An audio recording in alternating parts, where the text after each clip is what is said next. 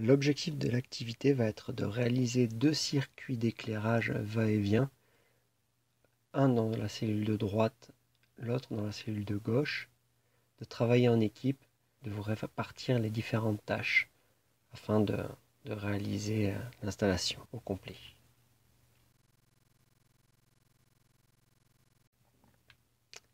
Au niveau de la GTL, donc on a le panneau de contrôle.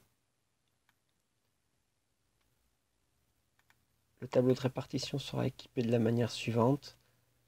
Le premier circuit sera protégé par un disjoncteur divisionnaire et la protection des personnes sera assurée par un différentiel. Il en sera de même pour le deuxième circuit, donc un divisionnaire qui protégera le circuit d'éclairage et un différentiel qui protégera les personnes. L'ensemble de l'installation électrique sera réalisé en encastré.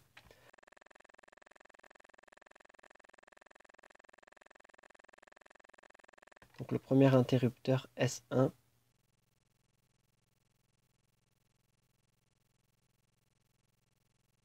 et le deuxième interrupteur S2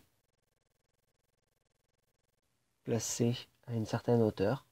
Ces deux interrupteurs vont commander les deux lampes L1 et L2 avec un écartement d'une certaine distance et placé à une certaine hauteur.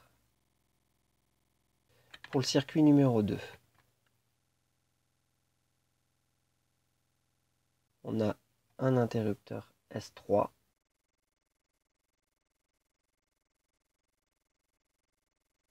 un interrupteur S4 placé à une certaine hauteur.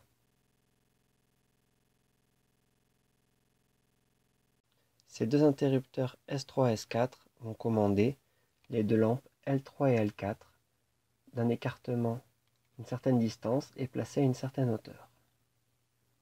Donc, toutes ces dimensions devront être respectées.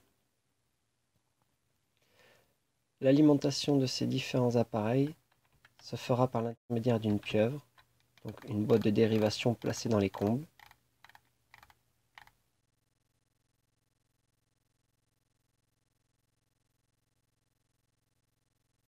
Comme on voit ici.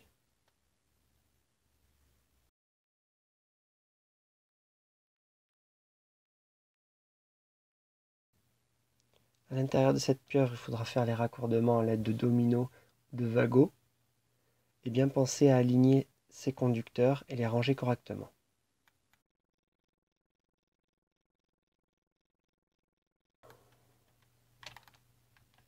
Donc voici l'alimentation de l'installation par l'intermédiaire de la pieuvre.